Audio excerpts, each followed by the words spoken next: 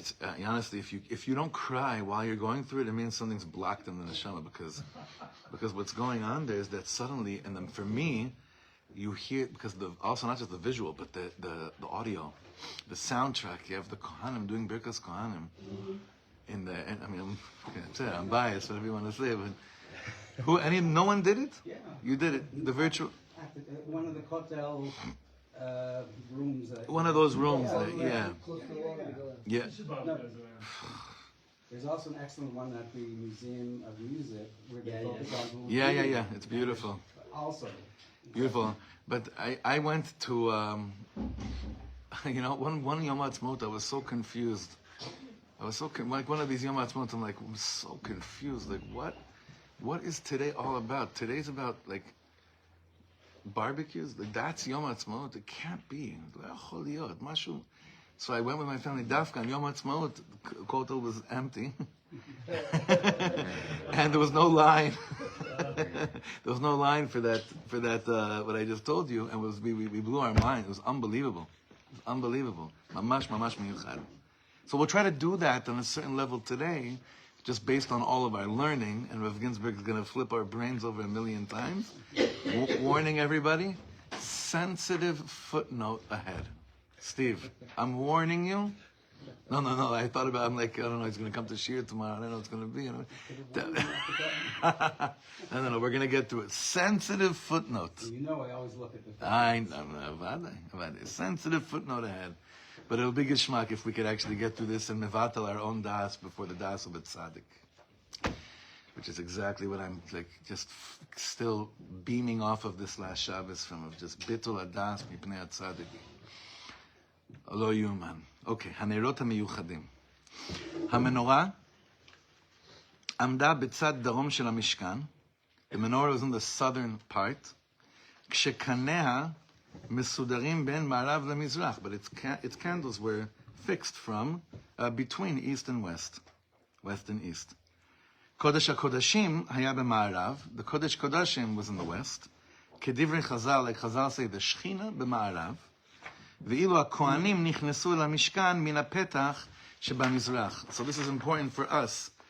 Here's where Chazal say Shechina b'ma'arav, right? But the Kohanim would be going in through here, inside, which means that the Kohanim also are passing by the menorah in the seder that we're going to see. That's very important. The seder of the menorah. Now, as you see, just look at the boxes that Rav Ginsburg provides for us here. Knisat Kohanim Mizrach. So the first candle they come across, Ner Shvi. He hasn't started from Chesed. It's the opposite. The Ner Shvi, which would, for us is Ki'ilu, the last Midah, but here it seems like it plays a role as the first one, is Malchus and then going down, going up. Okay? Malchus, Yesod, Hod, Netzach, Tiferet, Gvura, Chesed, and then after Chesed, Nomarav is Kodesh HaKodeshim. So hold on. So the Kohanim are walking in. The menorah is facing the south wall. So the Ner closest to the Kodesh HaKodeshim is one, and the Ner closest to the entrance. Very good. Yes. Now, but this is great what you brought up. But there are some illustrations that position the menorah not this way, rather this way. You can't have it on a page like this, right? So that's a different. Most of them are like this. But it's exactly what Aryeh just said right now. You understand? Yes. You just illustrated what he said in Hebrew. I mean, what these boxes are. Okay? Put it like this: the candle that's closest to Kodesh HaKodeshim, that's closest to is Chesed. That's what we have to realize for right now. But we're going to keep on going into the boxes. This is fascinating. מתוך שבע קני המנורה בולטים 3 קנים בייחודם. What did we say last week? How did we say קני המנורה? How did we touch that? How did we say that in English? קני המנורה, the branches, I guess. Yeah. What did you say, Surly? Is that what it's called? Yeah. Whatever it is. The 7 of those. So from the 7, בולטים 3 קנים בייחודם. 3 of them are more unique than others. הנר הראשון, הרביעי והשישי. First, fourth, and sixth. What is the first one? הנר הראשון, המכוון כנגד החסד, hu hakarov biyoter lakodesh hakodashim. Wow. So now we have to remember a little bit. What did we say al Tikkun Medina that Midah of Chesed is all about? Because of this, he's telling us this is the closest place to the Kodesh HaKodashim, which he refers to as Makom Hashras HaMochin. This is the place where all divine knowledge and intellect dwells. VaChesed hu Amidah Rishona Hayotzet Min HaMochin. Chesed is the first expression of that which emanates from the Kodesh HaKodashim, from the Mochin, Mi Kodesh HaKodashim El HaKodesh. The menorah is in the Kodesh, and then when you cross over the line, that's Kodesh Kodashim. So the one that's receiving light first from the Kodesh HaKodashim is Chesed. Now, what did we say Chesed was? How is Tikkun Medina out Chesed? What did we say Chesed was? One of the main key factors of it. Huh? Right side? Oh, Kodem Kol, it's the right, Nachon. In terms of a bitui, how it gets expressed in the world. Huh? Also Torah. And what else was it? And it's like a stronger. Maybe it's Gevura. Was it? It was like Gevura is Chesed. Right. Yeah. What did you say? Love of the land. Yeah, love, expressing the love. Expressing the love of the people, expressing the love of the Torah, and expressing the love of the land, the love of it. And that's the first thing, that's the Ner Rishon. Haner HaRevi'i, now go to the fourth candle, but I want you to visualize this, and also look at it on top over here. The fourth candle is the Midah of Netzach, HaMechuvan Kened HaNetzach, Hu Haner HaEmtzai. That's the middle candle. Now what do we know about the middle candle? Everything faces. Ya'iru Shiva Saneros, everything faces Netzach. Ha'oleh mimerkaz menorah, which ascends from the middle of the menorah, ve'elav ponim kol sha'ar haneros shemishnei tzadav. And both sides of the three on the left of the middle and the three on the right of the middle are facing towards Netzach. El mul pnei menorah ya'iru shiva saneros, like it's brought down in Parshas Ba'aloscha. Haner HaShishi, the sixth candle, HaMechuvan Keneged HaYesod. The sixth candle, six candles, Midah of Yesod, Karui Ner HaMa'aravi. That's referred to as, this is a bitui that we find all over the place, Ner HaMa'aravi, the western candle. Have you heard of this concept before? Haner HaMa'aravi? Never knew it was a sixth. which is interesting because it's closer to Mizrach, actually. Now, why is it called Haner Ma'aravi? Fascinating. Kevan shehu haner harishon hanimtza mima'arav lener acher. Because it's the first candle that actually is west of another candle. That's one reason. That's one reason. It wouldn't be the first one. because it's west of Malchus. No, because it's west of Malchus. the- It's the first candle that's west to another candle. Okay. That's one reason. But he says something amazing. He says something even more. Ner zeh hityached next page. Ner zeh hityached benes sheitgala bo. Now, there was a miracle that happened with this candle also, which also will explain to us why it's referred to as the Western candle. What miracle was it? Kasher lamrot shekamut hashemen shebo lo alta al zo shebeshar haneros. The amount of oil that was placed in each candle was exact as all of them. It was exactly measured, like we try with our menorahs sometimes, but when you have little kids and you're holding them while you're pouring in the whole balagan, you know. I have such kina, like seeing chevra, they sit, you know, Yeshiva Das, meditating, singing nigunim, like hachana for putting on the gartel for the menorah, and they're sitting there, and the way they measure, they put exactly the same amount. And you're sitting there, you know, Baruch Hashem, you're balancing, you know, babies and everything. You're barely being able to get in here. You got everyone together in the first That's place. already a nace, gallery. So here he says that even though there was exactly the same amount of oil placed in each one of the neras, but this ner ma'aravi, this candle of Yesod, hu yamshich lidlok bechol yom bayom le'achar shekol haneros ha'acherim kabu. This candle, Yesod, tzaddik, foundation, roots. The miracle with this candle, it always lasted longer than all other candles. Every day. Alav Ne'emar, Edus hu lechol ba'ay ha'olam sha'ashchina shora b'Yisrael. That is from the Gemara in Menachos, that this is testimony to all those that came that the Shechina is Shora B'Yisrael. This is kind of like this marker that it put out into the world. Now, there's a lot to say about this, because the Midah of Yesod, as we all know, without really, I never get into this too much, because it's already stuff the Chaver speak about on their own. There's no need to speak about it anymore. We all know that this last door, the plague that this last door, I wouldn't say the plague, but Hashem Yisborach has so much hana, he has so much enjoyment when he sees, when each of us are working even a little bit on Tikkun Midas HaYesod. Like even a little bit, even like one little hatzlacha. Because Hashem says, wow, you're in a generation that everything's in front of you at any given second. Your fathers, when they wanted to be naughty, had to go and run and do this and hide this, and to order to mess around with this midah of Yesod. By you guys, by your chevra, your door, it's right there in your hand, in your hantalach. Mamash. So maybe that's why I was thinking really the inyan of midah of Yesod over here is to really make it clear to us that when there's an extra ounce of kedusha in this parsha, then it makes this kedusha last longer than all other kedushas also, because it means that much more. It's such a bigger nisayon, and it's such a bigger hatzlacha when even it's a little bit more, so the light lasts a little bit longer. Then I was going deeper with it. I'm saying, and when you have that, then you realize what you're standing next to. Then you have awareness of Dalifnei Mi'ato Emed, right? Because what are you right next to? Malchus. Right?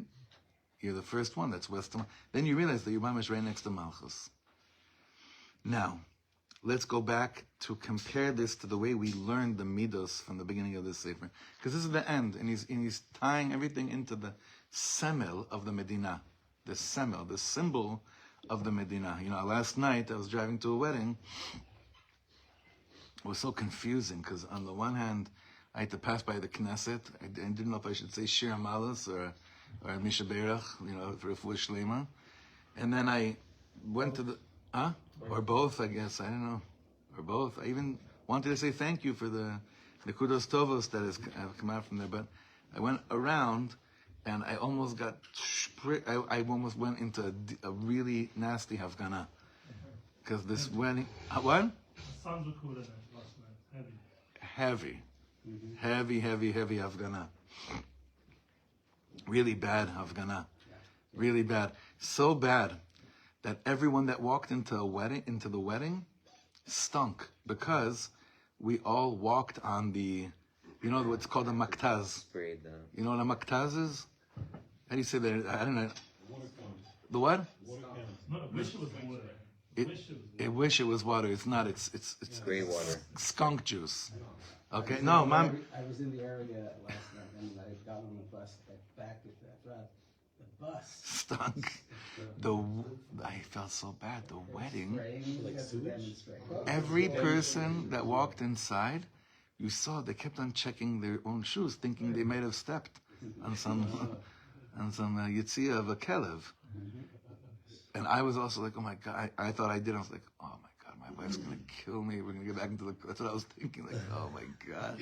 And stink up the car. It's one of the number one export technologies.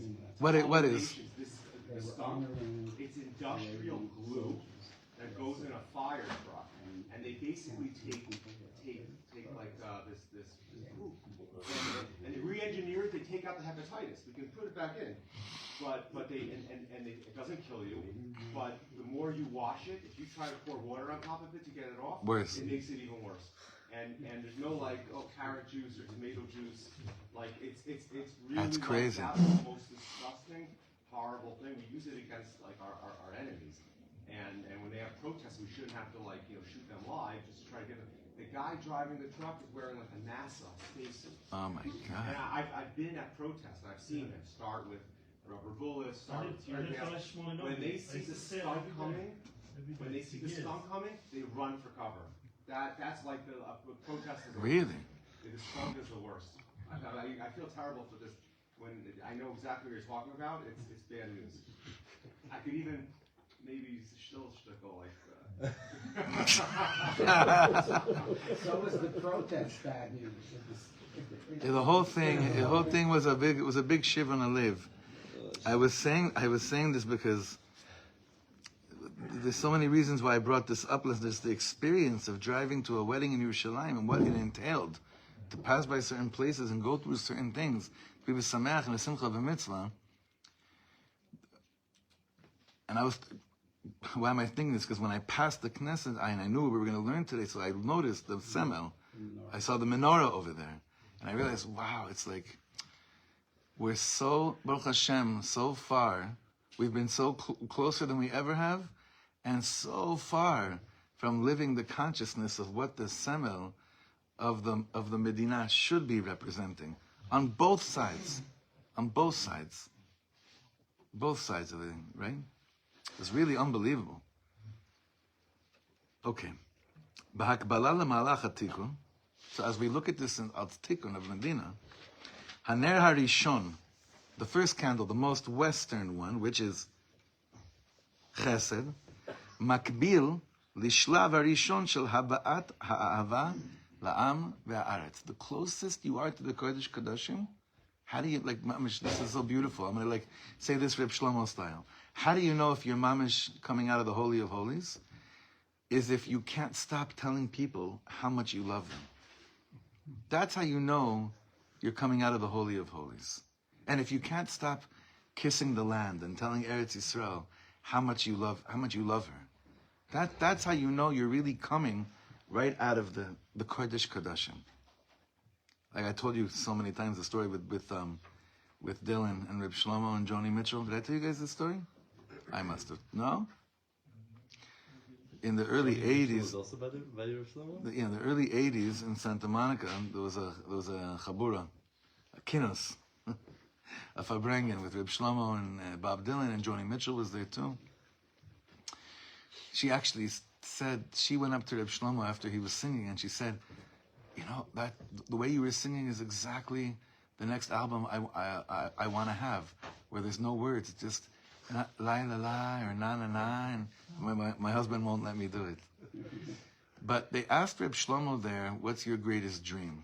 And Reb Shlomo said, my greatest dream is to greet and say hello and shalom to each person in the world. And Dylan immediately responds and he says, Rabbi, that's my greatest nightmare. Says a lot. It says everything. It says everything. So I'm just saying, because this is how I'm learning it, is that how do you know you're coming out of the Kodesh Kodashim? How do you know you're operating in Eretz Yisrael out of the Kodesh Kodashim and not just your own Zach? Can you hold back from telling every Yid you meet how much you love them or not? Right? And how much you love the land every second. Do we know it's not just the Seder of Hadlaka was in the Beis Mikdash? Let's see if he gets to it. Now, now, there's one more piece though to Chesed. It's not just saying, how do you show how much you love the land?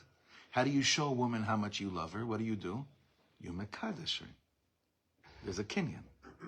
So he says that's why also we learn that in Chesed, if real love is not just this emotional thing. It comes lidei bitui, it comes to expression by action. So we learned that what do we have to do if we really love the land? Talk about loving the land. Hachrazat haribonut al kol Eretz Yisrael shebiyadenu ka'et v'yishuva. Claiming sovereignty over all of Eretz Yisrael that we have right now and dwelling the land. He's not yet saying, let's go to the Euphrates. He's saying, work first with what, so to speak, is under your jurisdiction. See, the Metzius we have now is such a joke, and it's such an ivut of Chesed. It's such a, how do you say ivut? Distortion of Chesed. Because what's one of the reasons why maybe we don't proclaim sovereignty over certain parts of the land? In the name of what do we do it? Peace. Which is like Ki'ilu Chesed and love, right? I don't have the heart to. It's really the most hafuch al hafuch thing in the world.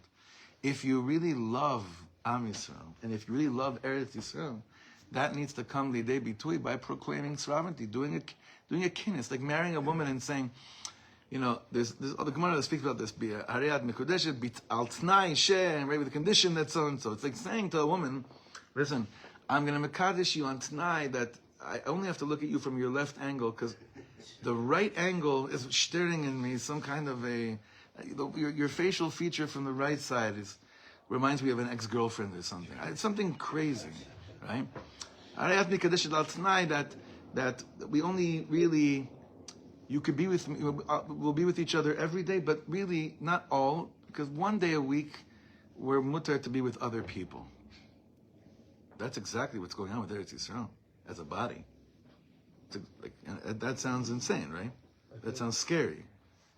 That's the Metzias. Masanachpela, Kodesh HaKodashim. And that's what's happening. Kodesh HaKodashim. We're saying basically, our love, we're back, you know, and our love is so amazing, but we're really doing a kinyan on the whole house, or a lot of parts of the house. Certain areas in the backyard are open for chaver that want to do whatever they want to do, because they're squatters, we feel bad. We feel much bad, like Selena Gomez. We should, bawling our eyes out, feeling bad for, right, this chaver.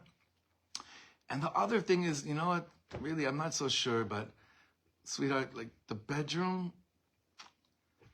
like that's the only place that you're allowed to be with another man, but nowhere else. That's the tzura of Eretz Yisrael right now. Understand that? So crazy. Did I say any chiddush, Raylan? No, it's Is there any chiddush in what I like just said? that. It's even worse than that, the reality. You're saying 6 days a week, even half a week if we're lucky that it's right now, you know. So this, he says, yeah, you're going to light that first candle, Kodesh Kodashim, coming from the Kodesh Kodashim, Ahava, Chesed, you express it. For real, express it. That's the first candle. Now go to the fourth candle.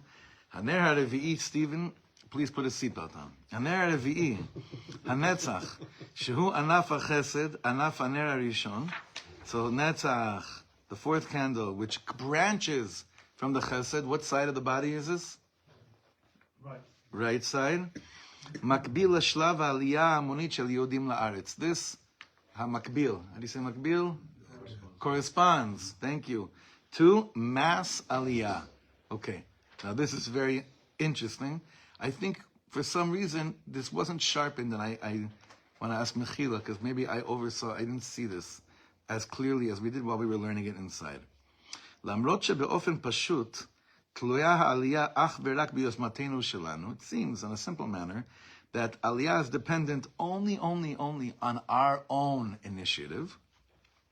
ולכאורה ניתן היה להקדימה לשלבי התיקון האחרים.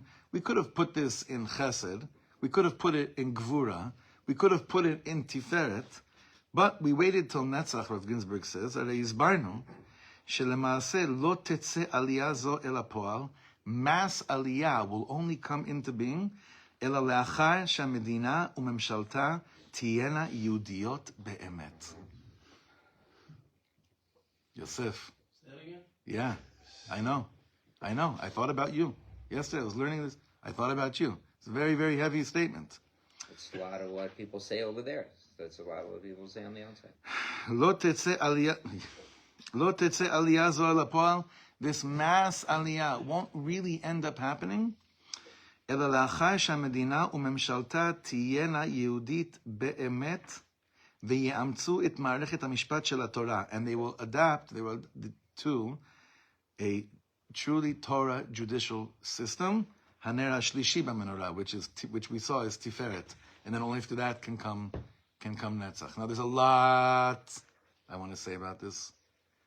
I want to say one thing now and then go into the footnote, but listen very clearly. Bemet, you can read this statement, and you could hear a justification and a legitimacy to chaver that are saying exactly the same words in Chutz La'aretz, explaining why they're not moving home. You hear it, so, and you can't. On a certain level, it's very, very hard. Bemet, it's very hard to influence someone that they should feel that same Ruach HaKodesh that you felt to come home. It's a very difficult thing. Very difficult. So when I was learning this the first time, I said to myself, so who is he talking to over here? Okay, so he's talking to the Chevra that are already here, right? This is important. He's saying, listen, I know you guys are probably sitting here in Efrat or wherever you are, and every day you're wondering, how could another building go up and name a place in Chutz La'aretz. Name a place. Anywhere. Johannesburg, it doesn't matter. It's Lam Shaneh. Anywhere. And you're sitting here like, and that's what you're feeling. Like, wow, we're going through this. We're going through that.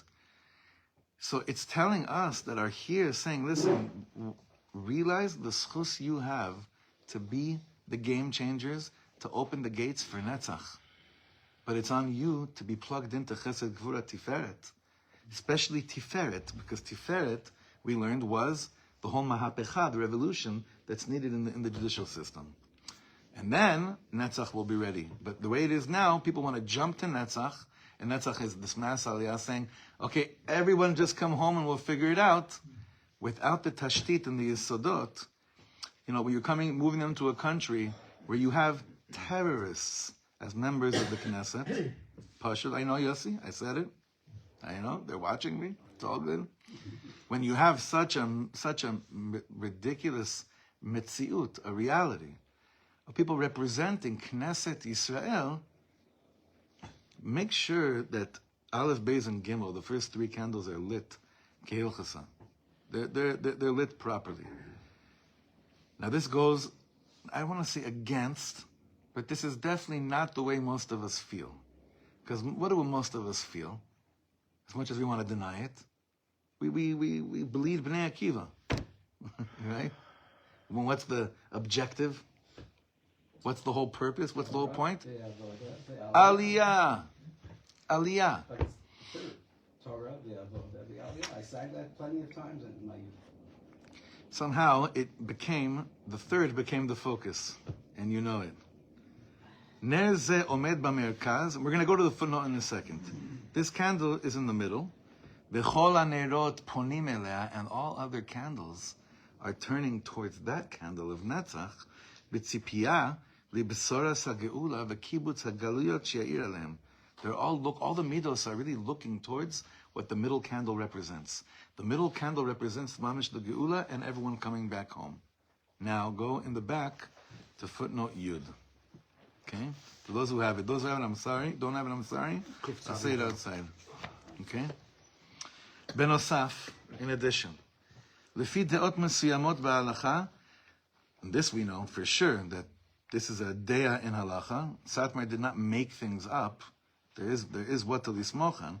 Asur lanu lizom aliyah hamonit la'aretz lifnei zman ha'geula. There is an opinion that says it's asur to initiate mass aliyah before the geula. V'kanei aliyah b'sof perek yud alev v'anichs machsham ha'ara kaf ches. And I have to go back and look what he says over there as well. Reference to the 3 Of course. It's a dea. It's not a chiddush, isn't it? He printed it in the sefer. It's incredible. Huh? It's amazing that he printed it in the sefer. Like he's not leaving room for anybody to poke Right. holes. He's saying, He's saying, listen, it's godless. He's saying, this is a dea. It's a very serious thing. But the way we hold may be a little bit different. But just because it's a different dea than yours, do not say that it doesn't exist. That doesn't work. That's not Yiddishkeit. That's not the Gemara. The Gemara is Abaye and Rava, Rav and Shmuel, Rabbi Yehuda, Rabbi Meir. Each of them existed in the other's eyes. There is a halacha, but there's a psak. But don't deny the existence of a certain dea. It makes you look stupid and small. Mamash. Anyone that says, no, there's no such thing like that, you don't know Torah. There's deas like this. It exists. Yes. And the Alter Rebbe tells us, really in the first few prakim of the Tanya, that even when there's like Reuven and Shimon theoreticals that never came out to being actual practicals, so why do I have to learn things that were just theoretically in halachic framework that never came out to being? Because even there's something to learn from it. Okay. Now, second line, Kshetagiyah ha'et, when the time is come, for mass aliyah, יהיה איתות משמיים שיבשר על פקיעת 3 השבועות. There'll be a sign from Shamayim that the Shalosh Shavuos, which Lo Lalot B'Choma, everything that, if you want to understand this, you have to learn Vayol and Moshe inside. So there's some kind of a sign from Shamayim that's saying, listen, those three things are finished. ותיווצר התעוררות ספונטנית של יהודי התפוצות לעלות לארץ ישראל. What will be aroused is an awakening, a spontaneous awakening of all diaspora Jews to come back and live in Eretz Israel. So, if what happened? I don't know. Didn't happen yet. I'm saying if what would happen? You would have a spontaneous awakening of diaspora Jewry to come back home in the masses. If you're mivatel shalosh. When the time would come. It happens. Yeah. Who said it didn't happen? Exactly. Now, that's one dea. But let's go now. Lefi deot acherot. I love you, Steve. Lefi deot acherot. Hitbatla hashvua lifnei zman rav.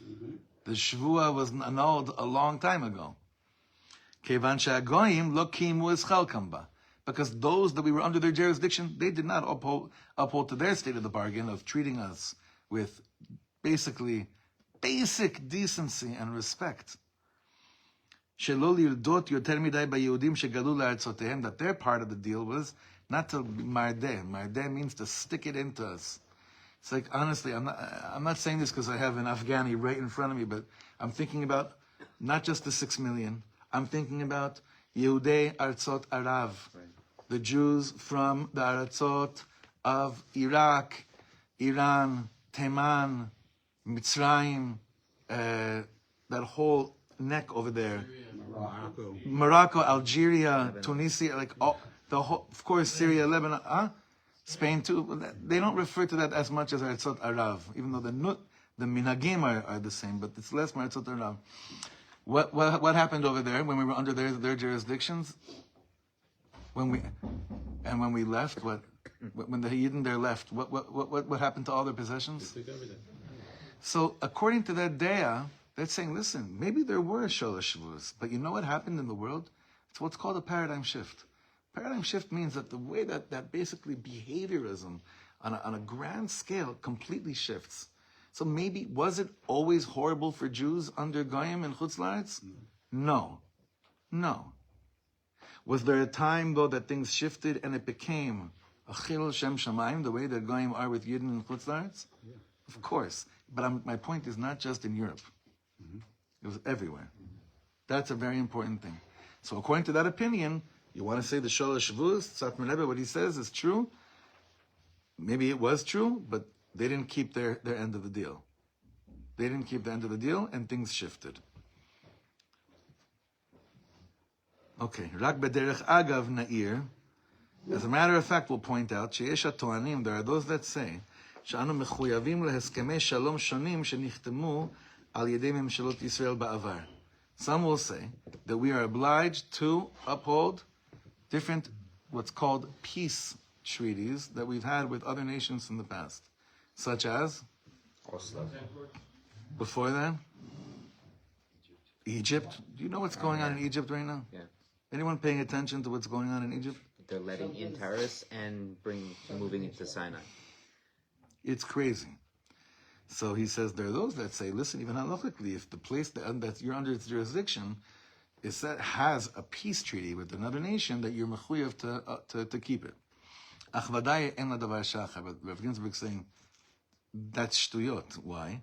Im hatzad hasheni eno mekayem et shelo. If the other side is not holding up to what they signed on, vechozer bo pam achar pam, and keeps on going over the same twisted, deviant approach, en lanu kol chova lekayem et chelkeinu.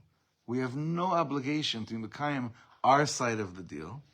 Ve'einenu kvulim, we're not chained al yidei shum mitzmach shechatamnu alav. We're not chained to any document that was ever signed, kivyochol, in the name of the Jewish people, ever.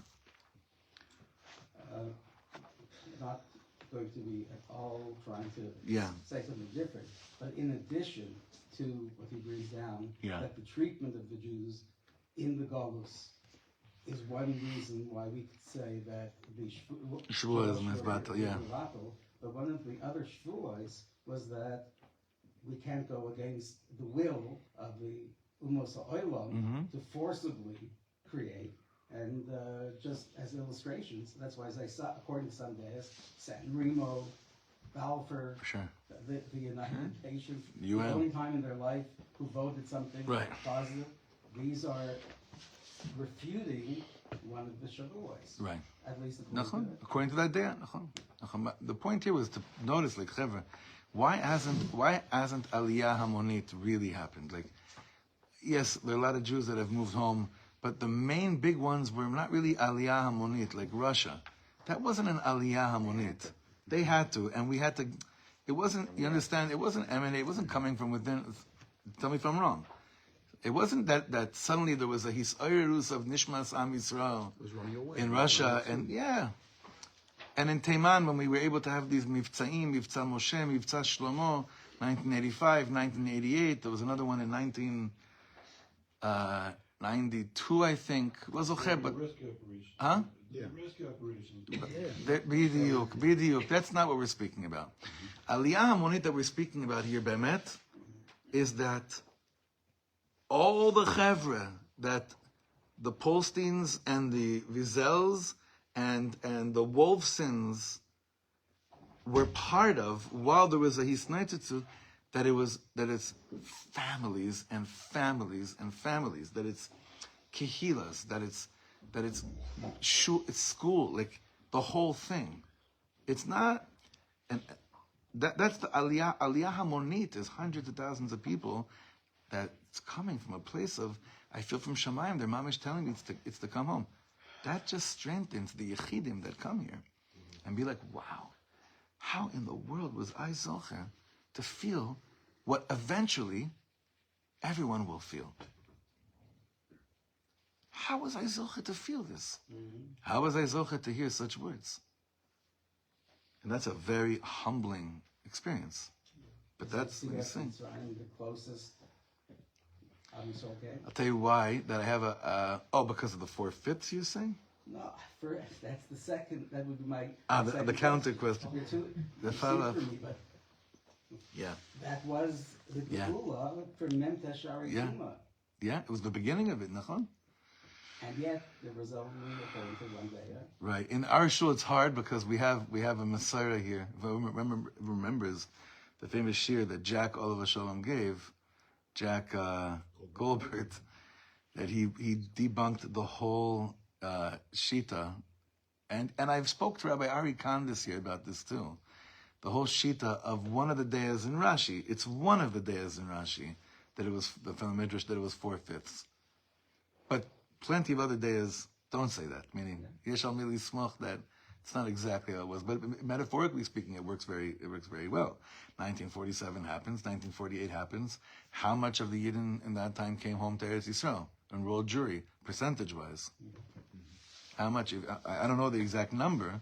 I'd assume it was like much more than 4/5 that stayed. Yeah. So, but the point is not to notice who stayed. The point is for us to realize, how on earth did I get so lucky to experience now what everyone will be experiencing in the future? It's like living in this virtuous reality of, like, it's hard to describe it even. It's an amazing thing.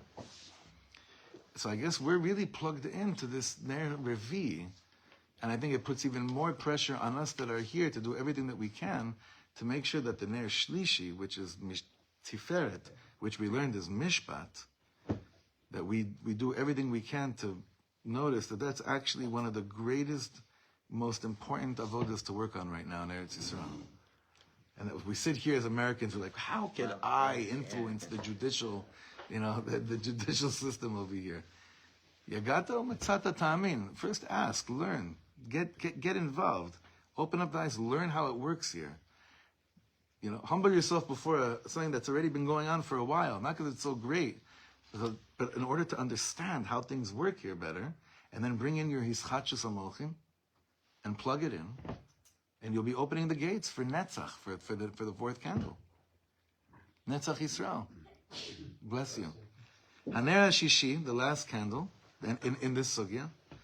Hanisi, remember we called it the miraculous candle, right? The Ner of Yesod. Remember what we said about half hour ago about why it was miraculous, that the Ner Maravi lasted longer than any of the other Neras. Makbil corresponds Lashlava Shishi. This corresponds to the 6th level of Tikkun HaMidah. Torah ve'Hamada u'bias Mashiach ben Yosef, which is a unification of the Torah and Mada and the coming of Mashiach ben Yosef. Kan hu makom chadirat gilui or Hashem betoch hamoda'ut hatachtona. In this place, this miraculous place, this is a place where the revelation of Hashem's light is infiltrating within our consciousness down here. This is what we call chibur shamayim ba'aretz. Literally, the heaven and earth mamish are meeting. This is the worlds of Olam HaTorah and Olam Ha. What do we call it? Chochmas HaOlam, Chochmas HaTorah, Chochmas HaOlam, finding each other, merging together, working beautifully within the arts, the sports, the culture, everything, science, medicine, all those new academies and universities Rav Ginsburg was speaking about. That's all in the Midah of Yesod, the 6th candle. And he says, this actually is a level of miraculous. Miraculous when this world down here is completely infused and consumed with godliness. And this godliness, this light of Hashem, doesn't turn to everything that's chol and say you're treif, you're puzzle, but rather what? It brings up that which could become elevated, and it chucks out all that's shayach to the sholosh klipos atmeos legamre, to that which cannot be elevated. This is basic Tanya talk, what I'm saying right now, right? And it elevates, and then it brings to this place of ichud, of unity between Shamayim, between these two worlds. Hanera shishi makbil isfiras hayesod. This corresponds obviously to the sphere of Yesod, Midah of the Tzaddik Yesod Olam. And in Chassidus is explained like this. B'Chasidut mevu'ar, in a few places in the Tanya, she'atzadik b'nochechuto u'be'avodato me'ir ha'ara doma lazo shel nes. The Tzaddik in his presence and his avodah, he illuminates. The way he operates is literally like a miracle. Like his light shining in the world is like a miracle. Why? Ba'amshicha is or shem havaya baruchu ela mitzius tachtona shel hateva anivra alidei shem elokim. Without getting too Kabbalistic right now, let's say it like this. Would you agree that one of the greatest miracles in this world is the fact that we are surrounded by a very, very materialistic world?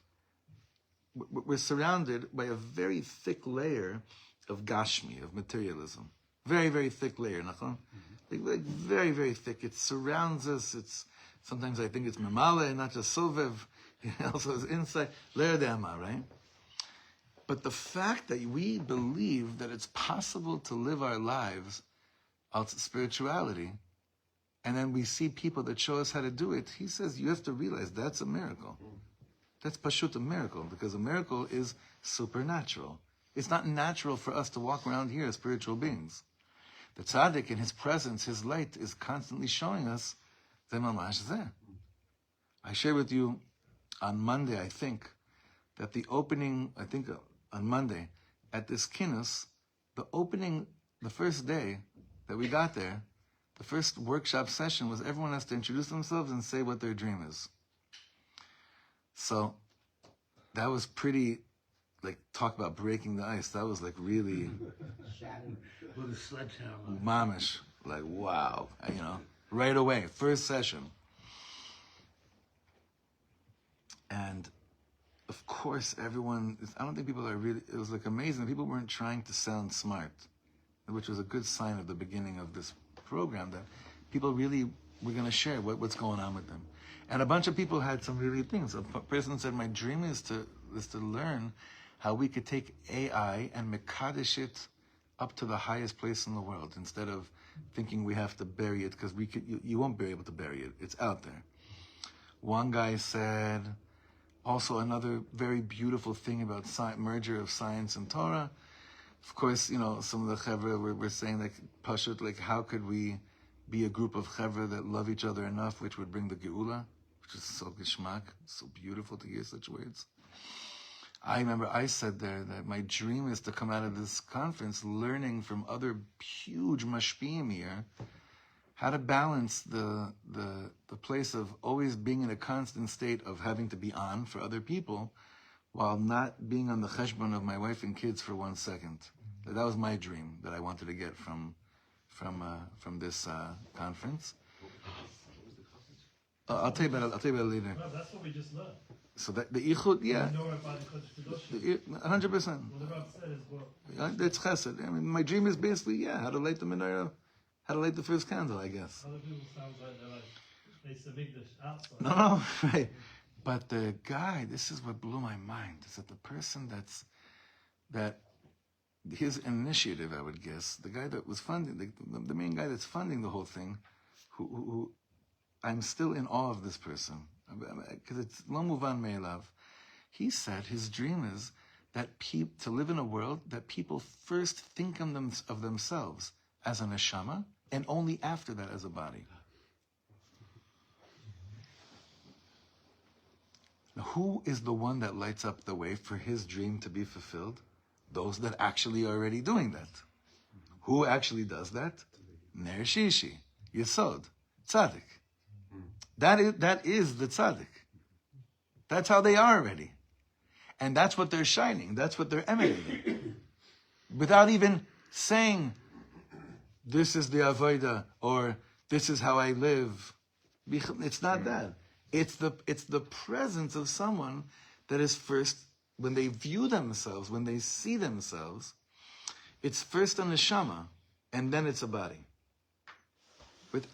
Before even going into the whole taich of, so mochin, so what does that say? Is mochin, is the intellectual faculties part of the neshama? You want to learn what it means to live first with the soul and then with the body? Learn Tanya and Nefesh HaChaim inside out about 500 times, and then you can be part of the Parsha. There is no other way. There's no shortcuts. There's no medicine that takes you there. Nothing. It's the avoda of what we have, what Hashem, our Mesorah, our Nachala. That's why I'm saying over here that he's saying that light is the miraculous light that keeps on going, that shines brighter than anything else. The aura of the tzaddik, or the tzaddik, uli simcha, and it's a really big lacking in the more modern established world, especially in modern Orthodoxy, that because of many different reasons, some legit, some not legit, the role of the tzaddik not only has been diminished, it's been beshita removed from the structure of Jewish life. There's a lot of reasons for this. Some are legitimate, some aren't. But we know, we're learning Pnimi Sator over here, without that, there's no, everyone needs a tzaddik in their life. Everyone needs a tzaddik in their life. You have to daven over this. This is the, Ki v'shem kodshecha nishbata lo shelo yich menora la'olam va'ed. There was a shvuah. Hashem said, I'm never going to blow out the candle. What does that mean exactly? So that's how he was showing to us the position of the candle. What is this all in order to understand? This is the semel of the Medina. This is the symbol of this country, of the state. Understand the symbol. Or he's saying, you create the meaning of the symbol. Like, for some reason, that's what was chosen, the menorah. Probably completely subconsciously, right? Great. Those of you that are here with consciousness and awareness, you light the menorah, but understand how to light a Jewish menorah. Understand how to light it correctly. Be'ezer Hashem will finish the Sefer on Monday. All right? Go ahead. This is the time history. The sixth candle is the 6,000 years. That's the Right. candle Mashiach. It's a baseline. And the fourth candle is in 3,000, Yeah, 4,000. it must be. But they make It that must be. the source of that Right. primary. Yeah. That's Yeah, Alpaim we're Shnos. we're not, How do we say it in The middle, the middle? Yeah. Right. Shnos